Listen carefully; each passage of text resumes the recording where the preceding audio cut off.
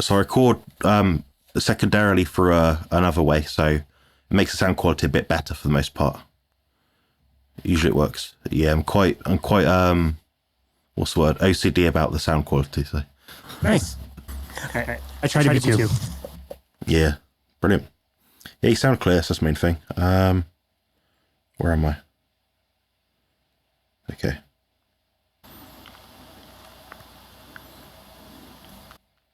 Okay, so I'll probably ask you quite generic sort of questions, but feel free to sort of expand as and how you please. Just make this as organic as you like. I'm not stressed at all. Do what you think sounds good. Okay, perfect. Cool. Sounds great. Hello guys, I'm joined today with Casey Ruff from Boundless Body Radio. I had the pleasure of being on his channel quite a few months back now, so I thought I'd return the favour and extrapolate some of his delightful information. So how's it going? It's going really well, man. It was such a joy to chat with you on our podcast, and it's such an honor to be here today. My pleasure, honestly, my pleasure. So you have a large platform where you interview different people, lots of different experts about health, nutrition, fitness. So where did all that stem from? Where did it sort of derive from? Oh man, that's a great question. So when I look back, I feel very lucky that we've been able to grow our program as much as we have. I started personal training back in 2007 and got really interested in metabolism and the ways that humans use our calories while we're exercising or while we're resting. And I did that for my career for 13 years. And then the pandemic hit. And so we lost our jobs at the big corporate gym that we were at. And so my wife and I decided that we would start our own business, which we call Boundless Body LLC. And that was basically so we could continue training the people that we were already training before and working with people on nutrition. And podcasts were always so special to me because that's how I learned about all kinds of things, low carbohydrate fasting, carnivore diets, that kind of thing. And I just decided that it would be important for me to start a podcast. I would say that I had a lot of maybe like imposter syndrome where I thought like, okay, there's so many other really great programs out there. What am I going to contribute that somebody isn't already doing really quite well? How am I going to get the same guests and all that kind of thing? But, it was October of 2020 that we decided to launch Boundless Body Radio. My wife and I kind of started it together, and I to us doing like a co-host kind of a thing, but she just is too busy with her own business to be able to do it. So it kind of became my baby. And you know what it's like. You start something, you do some reps, you keep going and keep going and keep going. And before long, you've created something really special. And now we've released over 500 episodes. We make releases every Monday, Wednesday, and Friday. Sometimes we do bonus episodes on Saturday or Sunday. And we've talked with the most amazing people all around the world, like yourself, like Nina Teicholz, like Gary Taubes, like the Fetkeys, like so many amazing people that we've been able to host and to see that get out into the world and grow and hopefully change some lives out there is absolutely amazing and wonderful. And I never would have imagined it would have grown to the extent that it's now. I completely appreciate that. It's certainly a passion project for people like us. And I don't interview that many people anymore, but some of the people that you have on your channel and on your podcast are amazing speakers. And what's also important is you ask the right questions. A person can only deliver as much information as what is derived from the question itself. So part of being a good interviewee is being a good interviewer, I think, in terms of the information. Well, I agree. And thank you. It's something I always try to work on, and I've gotten better over time. I think just personal training helps you to understand how to listen to people and ask interesting questions because you're with these people, maybe 2 or 3 days a week for an hour every single time. And you want to be interested in them. Obviously, you're programming for them and counting their reps and deciding what exercises and rep ranges and things like that. But personal trainers are more like therapists for people. Like we're really good friends and family with these people, and we spend so much time with them. And so I think it's really nice to be able to always be working on how to ask questions to elicit an interesting response. Yeah, I get that completely. Now a bit about your personal fitness journey. So, did you have an interesting past before? Like, what are you doing back then? Like, long ago? And what are you doing now? Like, what's happened? Yeah, absolutely. So I was always kind of interested in fitness as a teenager. I was kind of the chubby kid growing up, And I played ice hockey. I did cycling later on in my teenage years. In middle school, I got the book that had like all the different lifts. I bought a really inexpensive set of weights. It was lifting in my unfinished basement. And with the cycling in particular, I was using heart rate monitors as part of my training. And so I got really good at programming heart rate monitors and understanding how heart rate training worked, essentially. And it was one off season. I was studying architecture in college, and I decided to join this big corporate gym to be able to train in guests. And when I joined there, I started observing some of the personal trainers, and they were working with their clients in a way that looked really fun and engaging. They were also using heart rate monitors as part of their training. And so when I went into the office to see what certification I needed to get to work there, once they brought me on staff, after a few months of me studying and passing this certification, I already knew more about heart rate monitors than anybody else on the staff. And so I was able to quickly kind of help them program the heart rate monitors and help people get like really effective training. And part of what I was trained in was a machine called a metabolic cart, which is a special machine that is like a kind of a box that's attached to a laptop. The box is then attached to an umbilical that goes to a mask that is attached to somebody. And we can do assessments, whether they're resting or whether they are doing something like a VO2 max test, where they're ramping themselves up either on a treadmill or a bike. Maybe they're running faster until they quit. And the breathing is really interesting because it tells you how many calories you're burning as you're doing different things. And so we can measure your resting metabolic rate. We can understand how many calories you're burning at certain heart rate ranges. But more than that, these assessments were able to tell us, based on the oxygen and carbon dioxide that somebody was exchanging, we could tell you not only how many calories you were burning, which is somewhat important, but we could also tell you how much fat versus how much carbohydrate you were burning. And that was really important. And we didn't really understand the power of manipulating that over time.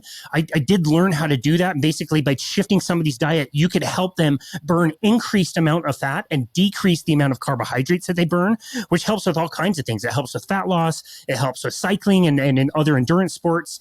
So it was really wonderful to be able to use these metabolic carts to eventually get me into the low carbohydrate space, because after telling people for so many years that they needed a certain amount of calories, they needed to eat fruits and vegetables, they needed lots of whole grains.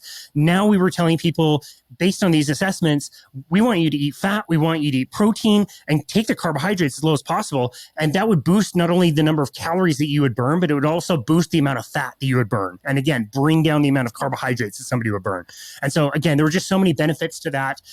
You know, doing what we were doing before, you would have so few people get really great results. Changing what we did and giving people low carbohydrate diets, there were so few people that it didn't work for. So it was really a game changer. That's fascinating. Yeah, I can completely appreciate the fact that our energy expenditure, the food that we give our body, you know, that's going to ultimately affect our performance. Now, since I imagine you've made a switch from like a high, you know, plant food, whole grain kind of diet to a more high fat based sort of diet, what have you noticed for yourself in terms of like maybe a few markers like fitness, maybe muscle mass, anything like that? And if you can't really talk much about that, what have you noticed with your clients? Yeah, definitely. No, I noticed a huge benefit in my life. And it was really a progression, just like everybody else. Like learning in 2012 that we could manipulate the diet to change these metabolic rates and increase fat burning was one step. Reading The Big Fat Surprise in 2016 was another big step. I learned that fat is okay, protein is good for you, not necessarily a low carbohydrate diet at that time, but at least we could eat fat and it's healthy with protein. Later on, we were doing weight loss contests and we were learning that low carbohydrate diets work for our clients really well. And we just gave people low carbohydrate meal plans for the meal plans we were giving them as part of the corporate gym. And then I decided to try a carnivore diet in April of 2019. I was finally convinced that I could do it without killing myself, and I just wanted to try it for 1 month. And yes, I did lose a little bit of fat that I didn't think I had to lose.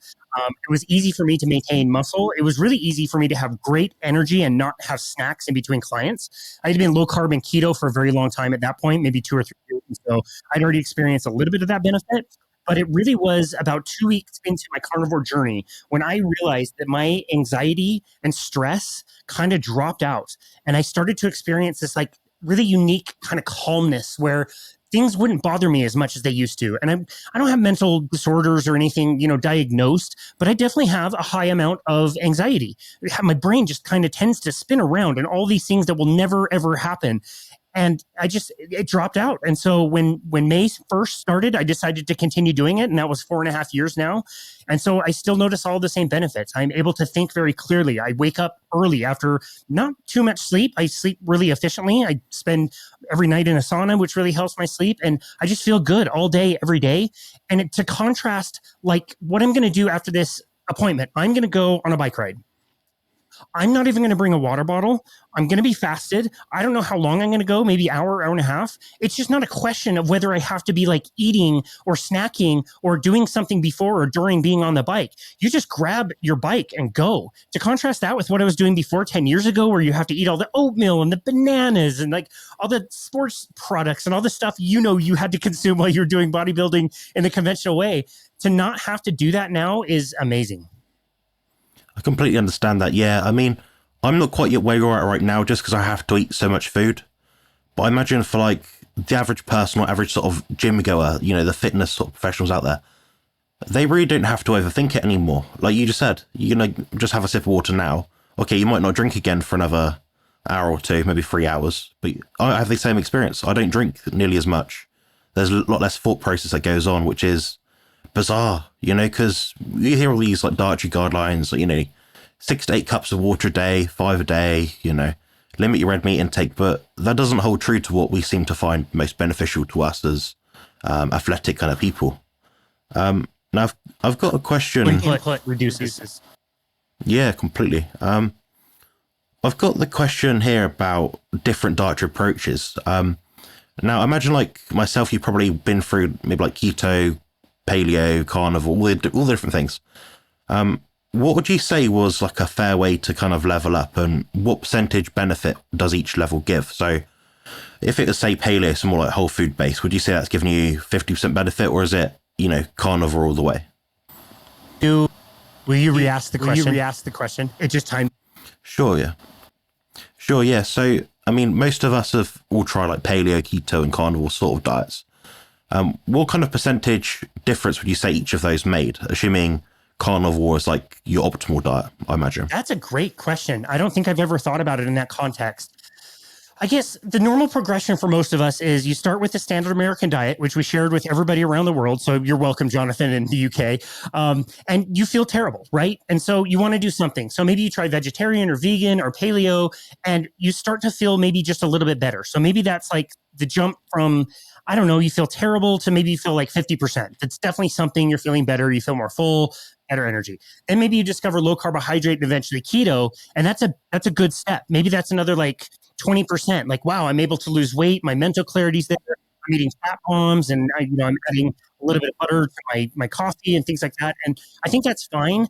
It is a significant jump from low carbohydrate to carnivore for me. I think that's where all the weird things happen that you don't expect. Like, yeah, maybe people lost some weight on keto, but they lose the rest of the weight on carnivore. They like Stephen Thomas talks about, like he always used to have athlete's foot. He doesn't have athlete's foot anymore. My shoulder used to always hurt poke checking in hockey. That has not happened in 4.5 years since being carnivore. My skin is perfectly tan. Like, dude, I'm a ginger. I used to burn in the moonlight. Now, like, I spend all day, every day outside with zero, any kind of like sunscreen, and I feel amazing. All of these weird things start to change when you optimize. And I just often reflect on the fact that when we changed our diets and had recommendations back in the 1950s and 1960s, and we told people the fat and cholesterol was bad, we were only really doing that for one reason, which was for heart attacks. Middle-aged men started dying of heart attacks out of nowhere. So we came up with this idea that if we lowered the fat and lowered the cholesterol, then we'd solve this problem of heart attacks. And look what's happened 60 years later. We didn't even solve the one problem that we were trying to fix. And now we have myriad other problems like obesity and diabetes and all these other crazy things that we did not have back then when we were only trying to fix that one thing. Carnivore is like the opposite of all of that. There is one species appropriate diet. And if you eat that diet, everything will optimize. You'll think better. Your sexual function will be better. You'll be able to add muscle. You can burn off fat, and all the weird little health niggles that everybody complains about when they get dad bod or they're aging and all that stuff. Like, that just seems to magically like go away. It's really an incredible lifestyle, and it really is a species appropriate diet. I truly believe that. I've had the same experience myself. This kind of brings to our next question, which is, I'll give you a moment to think about this one because it's quite a tricky one to answer in a very simple sort of way. But if you had someone just come off the street to you on a standard Western diet, like an average office worker, say, and they said, "Hey, Casey, I want to improve my diet. What would I do?" Then contrast to that, what fitness might they do? So perhaps if you had to give people one simple answer, I would do this and I would do this exercise, what would it be? Yeah, I don't have to think about that at all. The first thing I would say is move towards eating more animal proteins. Start with that. Get more animal products in your diet, more of the protein and the fat together, the way nature made it for us. Move in that direction and see what happens. If you start to feel better, then start to eliminate some of the plants and see how that goes.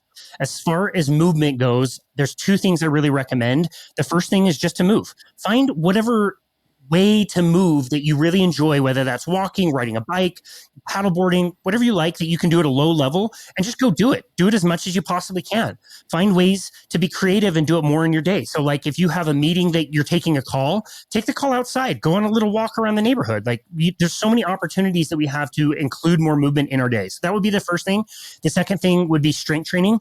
I really, really, really want people to do some form of resistance training. And I believe it's really important that people get very close to what most people call like muscle failure, like pushing yourself to an intensity where you can't really do like a perfect rep anymore and stopping there. You can move slowly. You can use machines. There's so many different ways that you can do it. You can use a gym, or you can buy bands on Amazon for $30. You can use stuff around your house. Like there's ways for you to move against resistance. And I think it's the best thing that you can do. But I think especially if somebody at least has like a beginner level of doing these types of workouts, over time, I want them to push closer and closer to like muscle failure, basically. That makes perfect sense. Yeah, I'm in complete agreement. It's all about phasing in the stuff that we know works. And I've got a slightly different question here. People are often demotivated when they sort of start on their fitness journey, their health journey. They maybe they don't see much results. They're not got the weight loss they're hoping for. Maybe they're not getting stronger. Maybe they're not improving their lap times or something. What kind of key advice would you give to them, like to stay motivated? Is there any kind of tips you'd give them? Great question. I think it depends on what the person's goals are and what you're using to measure the way that you're getting to those goals. So I think for most people, they're really fixated on the scale, which, especially with a carnivore diet, is not going to tell you that much. A carnivore diet is a healing diet, and you are eating the most healing, amazing foods you can possibly get, and your body's going to be rebuilding itself. You may gain a tremendous amount of weight in the beginning. You might gain 10, 15, 20 pounds as your body's healing, building up its bones and the connective tissue and the muscle mass and all that stuff. So I think a scale is a poor indicator of whether somebody's going to get to their health goals doing a low carbohydrate, ketogenic, or carnivore diet.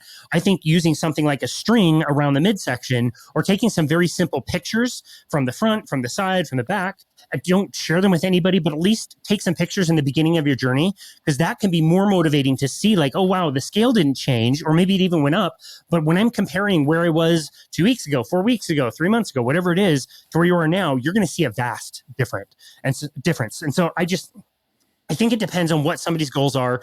I think a lot of times we set the wrong metrics that don't necessarily get us to our goals. And so we as coaches should be really thoughtful about the ways that we're validating how our clients are doing. And it's also up to us to really convince people that they need to be patient. If they're not there yet, remind them that it took them a long time to get them to where they are today.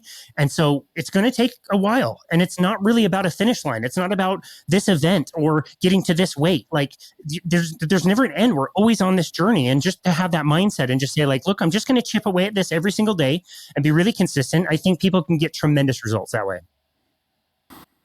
Yeah, I completely agree. Would it be fair to say that sometimes online we'll see different programs advertised as like, oh, gain an inch in your arms in a month, or, lose 20 pounds by eating this one food.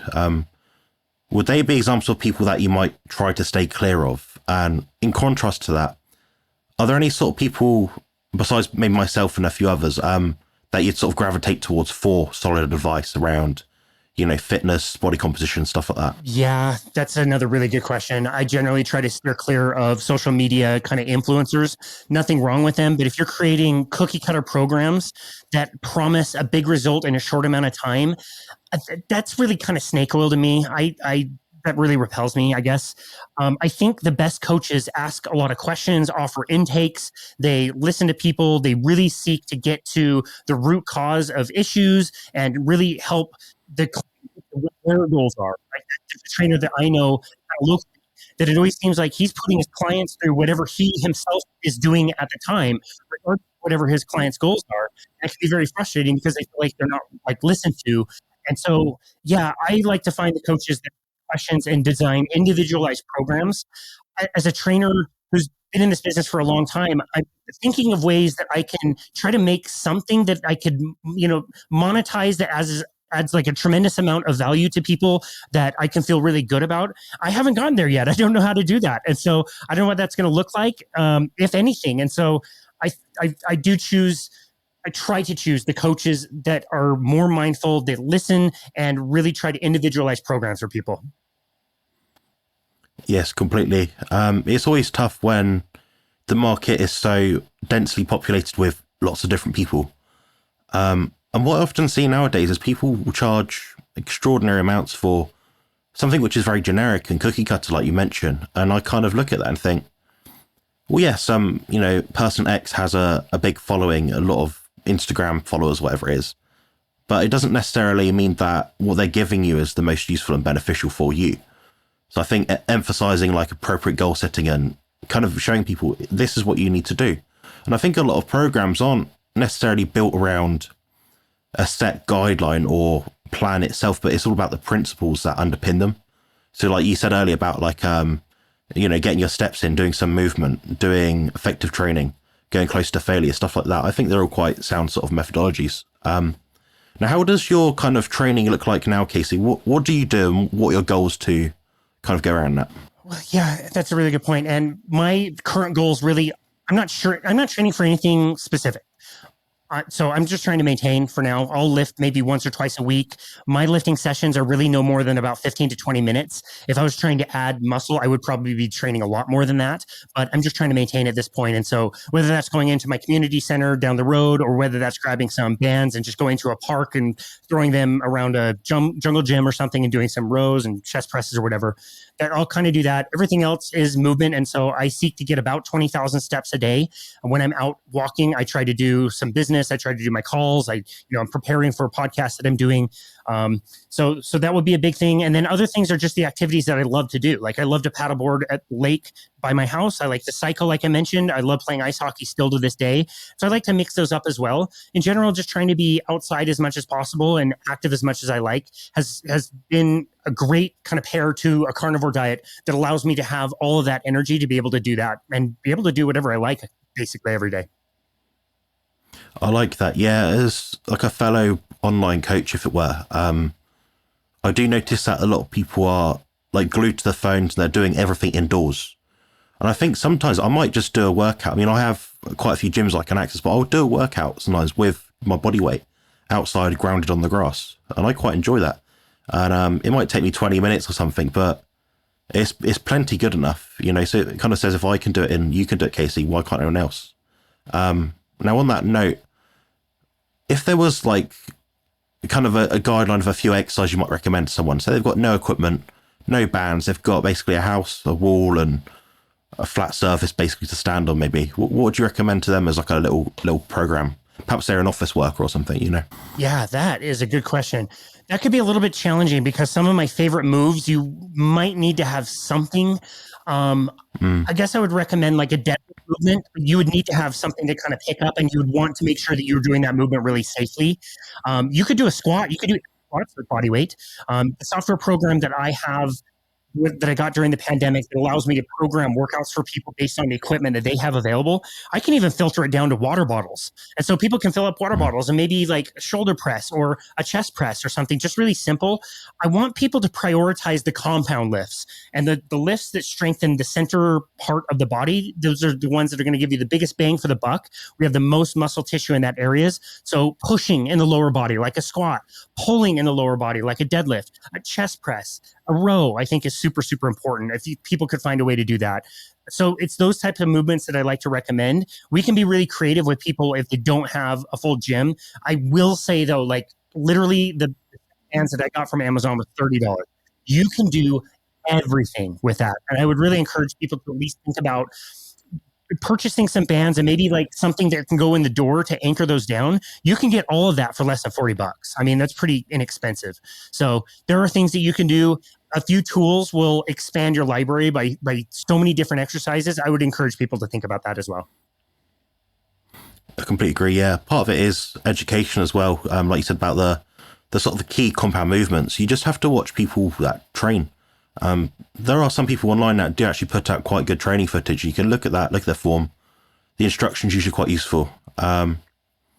It's funny you mentioned about like lockdowns and things. And I remember going back in time a bit, a few years ago, I was doing exactly what you're saying with like giant gallon jugs of like soap or whatever, but I was just filling out water and sand and stuff.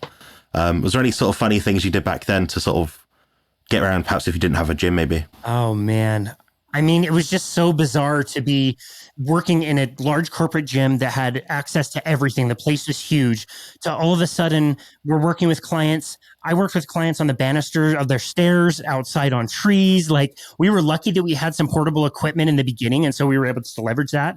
And so even just hanging up like a TRX band and getting really creative with that, or, you know, we did have a few of those resistance bands that we could hook up to different apparatus. But yeah, the number of trees and parks and again, banisters of stairs that I've trained people on is a little bit weird.